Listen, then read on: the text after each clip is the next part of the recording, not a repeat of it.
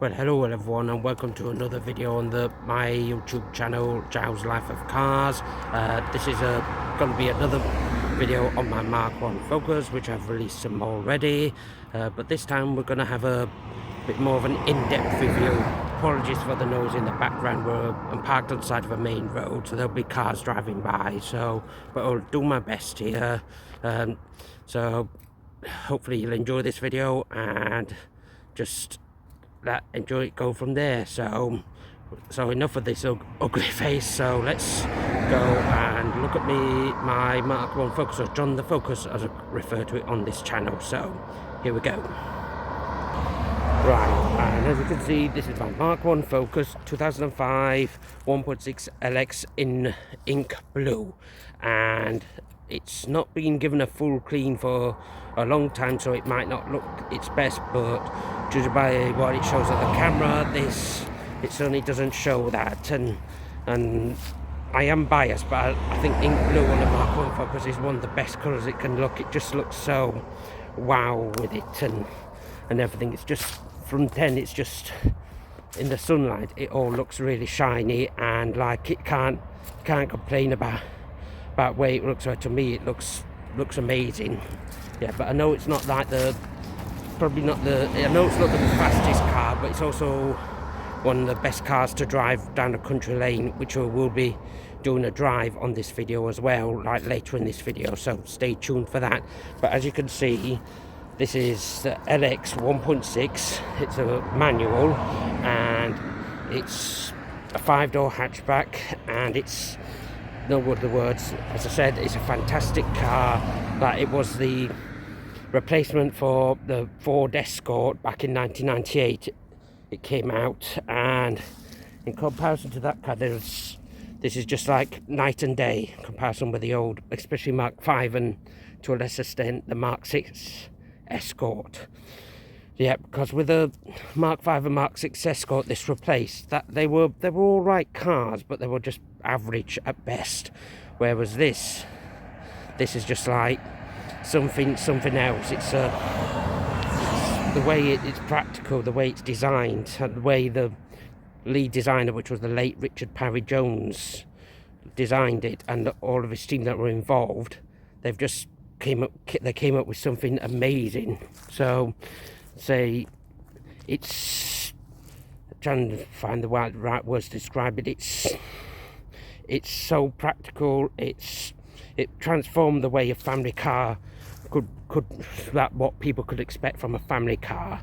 It's practical, great to drive. It can also like economical, also giving decent performance. So it's something that I should embrace, and it's something that I think a lot of people did embrace it. I think about in the highest year the Mk1 Focus was on sale, 2002 in the UK, 150,000 were sold, which was just like mad, or something like that. I might be wrong with the figures.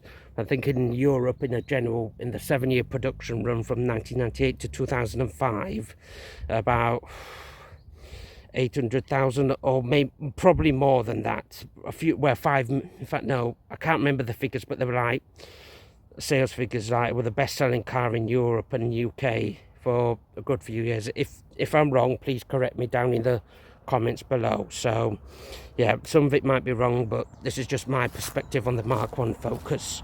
But as we'll have a quick walk around here, these wheels, these alloy wheels, these are the LX alloys on the facelift Mk1s, which was from around October 2001 up to end of production like in 2005. These were the earlier alloys on gears from like 2000 to the facelift 2001. They were also on the Millennium Focuses as well. So yeah, it made its way from gear down to LX when they did the facelift for this car. So yeah, that's just one interesting fact here about the car for you. And this on the pre-facelift Mk1 Focuses, they actually had wheel trims. Actually, I mean, they had the wheel. I mean, the wheel trims on the CL and LX on the earlier pre-facelift one. So yeah, that's another thing that you should be aware of.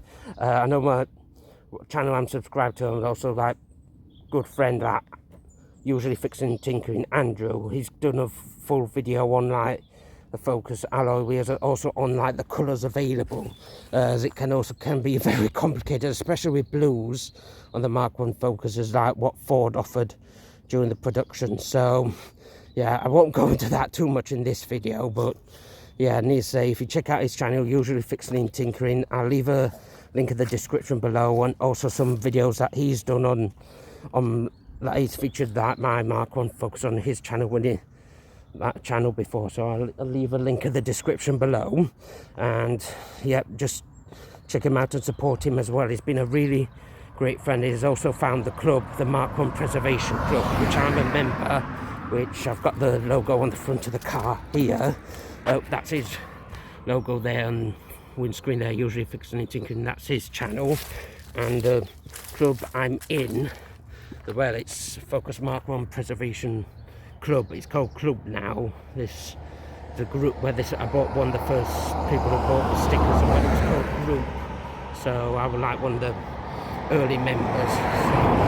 But yeah, that's if you search them on Facebook for Focus Mk1 Preservation Club, you'll be able to find them. But at the moment, we're not accepting new members. There have been a bit of a transformation phase. So, but yeah, so if in the future like you want to join, like you can try and join, but not at the moment, as they're not accepting new members currently due to going through a bit of a transformation. So yeah, and as you can see, I've also got motorist sticker. I've been up to like this car a few times to the motorist, which is near Leeds. It's like a really nice cafe restaurant, and like for various car meets and everything, so that's a really cool place to go. And also been to the Classic Motor Hub down in Bibbury.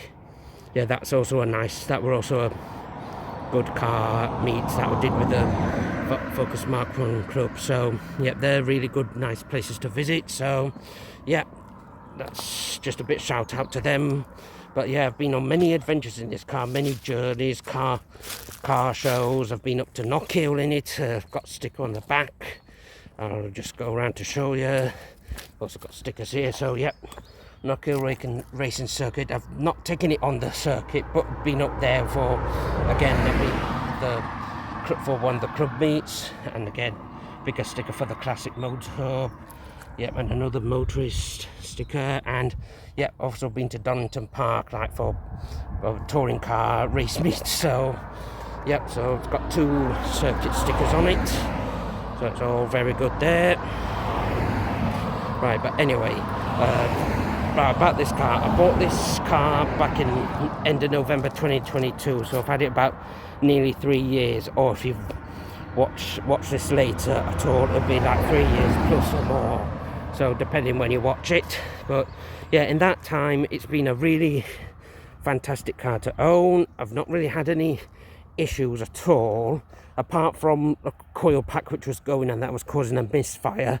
And again, I have to thank Andrew from usually fixing and tinkering for helping me out with diagnosing that, and I've changed the coil pack on it, and the new uprated coil pack is so great, so fantastic. It's like much better, and it feels like it actually has good power, good oomph in it now compared with before. So yeah, I've changed that. It's also had, again, thanks to Andrew from usually fixing and tinkering, power steering flush.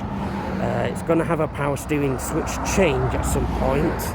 Yeah, as part of like maintenance, that thing, as this car is like 20 years old, it does need like a lot of looking after. You can't run these cars on a low budget anymore, like on a tight budget. It's just one of those things, you have to spend money on them to keep them going now. And this is the youngest car at 20 years old, and the oldest from 1998 is 27. Yeah, they have to be seen as modern classics now. They can't be seen as bangers anymore, and you can't like skimp on spending money on them. If you want to own one, you have to bear that in mind. Like, you have to spend money on them to keep them going. Yeah, and look after them. Yeah. So yeah, so it has had a bit of work done, and so far it has been a really fantastic car to own. And as you can see, it hasn't had the clean in a while, so the roof, as you can see on the roof, it is a bit dusty. If I put you in close, it probably doesn't. It does pick up there on camera, but from a distance you can't tell that. From here you can't really see it, but up close it definitely does need a clean up, as it hasn't had one in a while. So yeah, it's also had some of the threaded rust work done, including down here on the rear arch, if you can see. Might not be able to see actually, but it's had new metal work done in there, because cutting out old rusted metal, and new ones put in. So, and it's also had it done on the other side as well, so that's a thing to look out for on these cars. Like with a lot of cars of this age as well, rust, the main areas of rust around the arches and sills. So, but yeah, that's all been done. It's also been rust proof with the Crown Rust Person down in Birmingham, and they're really good company. It's all being treated, and so it should hopefully not have as rust issues anymore. It won't get rid of it totally, but it will minimize it and help to maintain it. So yeah, as we're walking around again, and I should also say, when I went down to pick up my car back in November 2022, my mate Josh, from his, also known as the Moaning Yorkshireman, his YouTube channel, I'll also leave a description in the description below. He took me down there, and he also filmed a video of us picking it up, and I'll also leave a link to that video in the description below, for when we picked up the car. And yeah, that was a really good day, and I have to really thank him for taking me down. And he's a really good mate of mine and a good channel. So yeah, he's been a good friend over the years, and he's also been to a few car shows with me in this car with me, and it's been a really great days those when he came with me. So all good. Yeah, so I think we've gone around the car here. So it's a 1.6 LX in ink blue, and yeah, I say it's 3 years of ownership. I've really enjoyed owning it, and it's been a really fantastic car. The way it drives down country roads, A and B roads, it's such a delight. It's the best car for driving down country lanes, going around corners. It's so fantastic that I can't praise it highly enough. Yeah, so I know if you're into Fords, this is one of Ford's best designs, in my opinion. It's really established Ford as being a great driver's car, especially compared to the old Escort Mark 5 and 6, as I've said. So, and it's just really fantastic, practical car. Been camping on it at Donington Park, and it's got everything in, for me camping bedding and fridge cooler, and yeah, it's even the hatchback's really practical. I know you can also get it in 3-door hatch, this 5-door hatch here, and Estates, that's like a really practical workhorse. That's even obviously bigger boot than this. So yeah, that's something that if you need space, the Estates, one of these is really good option. And also a 4-door saloon, yeah, which there is an example of each body style in our club, 3-door, 5-door, Estate and saloon. Yeah, and they all have their advantages and disadvantages, and also their quirks and all that. So it's all, yeah, it's all really good. I think I've covered really everything to say on how I've really enjoyed owning it. So tell you what, we'll have a look in the engine bay, which on this car you unlock by flipping the badge, putting the key in. Yep, and then lift up. Please excuse me a moment whilst I lift this up. Yep.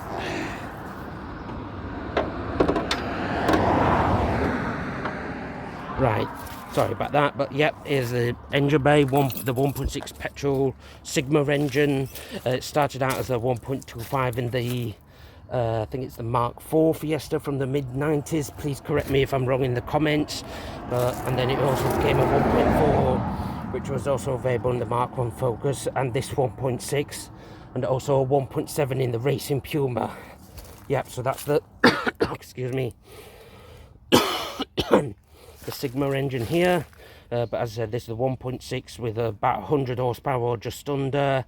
And yep, in this size of car, it does give like really decent performance. Like, it's not the fastest thing, but it pulls you along really well, especially as I said with the new coil pack. If you can see here, that's the Bush coil pack that I fitted. Yeah, and that's really made a difference to how the engine pulls and goes. So yeah, can't really complain about that.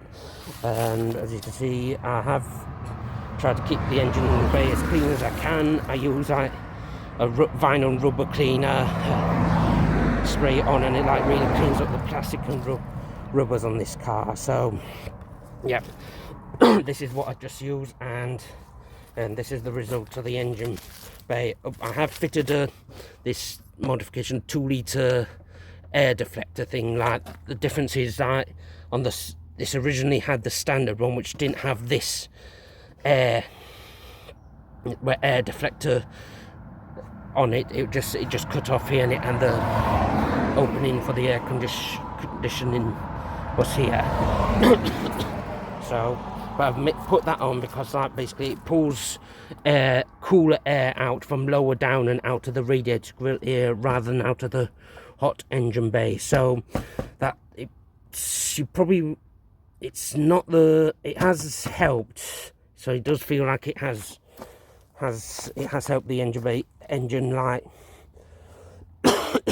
like building cooler air that's got more oxygen in it, so it gives it more. So and then that burns with the petrol, so it gives it a bit more punch, a bit more spark, a bit more.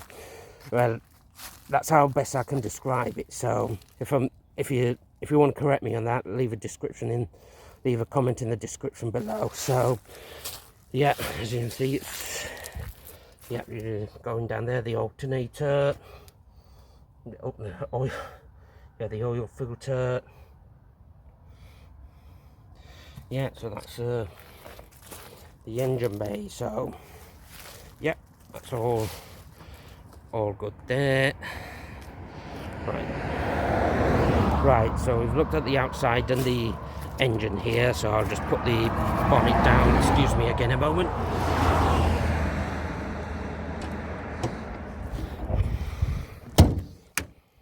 Yep, so we've looked at there, so let's go have a look inside, shall we? Right. Yep, so as we come inside here, apologies for the sun. Yep, it's just a nice autumnal day here, but if you can see there, here's the dashboard. Yep, and it's all really nice and clean in here, and I do like to look after my cars here, and these real nice Mk1 Ford carpets here, they are good quality, and they're just, this has been in the car about 18 months or so-ish, and it's worn really well. It would, well, as expected, it does wear around where you have your feet when you're driving. So yeah, but so far it's held up really well. Let's have a sit inside. Right, hopefully it'll be a bit quieter now, like from the road noise. So, but yeah, here's a dashboard. It's like to me, this is like one of the more interesting aspects of the Mk1 Focus, the way the dashboard is laid out. It's just so shapy and so different. It's like it gives it inside a bit more character to me anyway, especially like the way the instrument cluster is shaped. Like it's all like it's like the shape of the car, like, you know, the glass, like from the front to the back where it meets the rear of the car. It's like, look, similar shape to that. So yeah, and this steering wheel, that feels like really nice to hold. So it's like, it's not leather, it's like vinyl on the LX, and it's just so really nice. I've used technically leather balm to look after this vinyl. It does work on vinyl, like the leather care, and it's done it really some good. So, and on these later cars you get the bigger steering wheel with this big Ford badge, and earlier cars they had the smaller airbag with a smaller Ford badge. Some prefer the earlier ones, some might prefer the later ones. I mean, I like both, to be honest, and I'd take any Mk1 Focus regardless of which steering wheel it adds. So yeah, very happy with that, and just thought I'd show you how many miles it's got. As I say, it is a low mileage car, so let me just show you. Yep, the flashing LEDs. Yep, as you can see, 39,237 miles at the moment. So yep, for a 20-year-old car, it's like virtually done no mileage, even though I've driven it up to Knockhill, down to Donta Park. I've also took it down to Chepstow in Wales, Southampton, so it's been around and about with it in my ownership. When I bought it back in 2022, it had just under 31,000 miles on it. So yeah, in the first 17 years of its life, it only did like 31,000 miles on it, which is like mad if you think about it. But yeah, but it's not had any problems having this low mileage on, even though, like you say, low mileage can also cause problems as well as high mileage, as some say. This center console as well, this is also a really nice shaped feature. You've got the CD player, this is like the polo drawers I call it, and I've also got the radio code in there, the power socket, and the heating and controls, like the ventilation, like the where it goes, hot and cold air. Yep, and the blowers, air conditioning you get on this car, heated front and rear windscreens. The heated front windscreen is a really nice feature, especially when it's like frosty and icy. Yeah, and it just like defrosts the windscreen really quick. So yeah, that's a nice feature. And a pen holder there, and I've just put my own pen in. As I say, it's a manual gearbox, and that's the dehumidifier that I've now put in the car as it's getting more towards cool autumn and winter. Yep, and again, airbag over there, passenger airbag. With the LX, and well, in fact all models, you get front electric windows. It's only like on the gear 2 litres. Again, correct me if I'm wrong in the comments. I can't remember off the top of my head. I need to refer to my brochures. It's the gears 2 litres that get the electric front and rear windows. So yeah, but as I say, manual rear windows are still fine, and I'll get out and let's have a sit in the rear, sit in the back. Excuse me.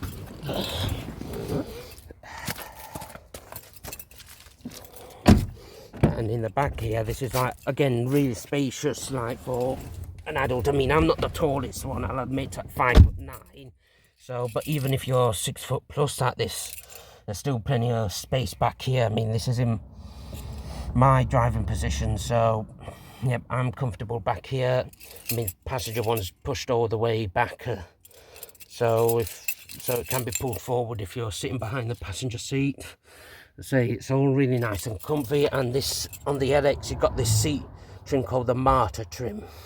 Yeah, this is the trim you got on the facelift LX. I should correct myself, not on the pre-facelift. You've got like a one called the Finesse. Yeah, and that, in fact, that's probably, again, this was mentioned on like my mate Andrew's Usually Fixing and Tinkering channel.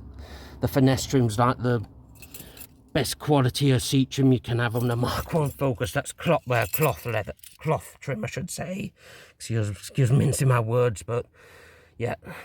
So what you see here is what you're gonna get. This is not gonna be edited or anything. So this is just exactly as I am. So excuse me. So yeah, that's all. See, in fact, there's a better view of the dashboard from back here.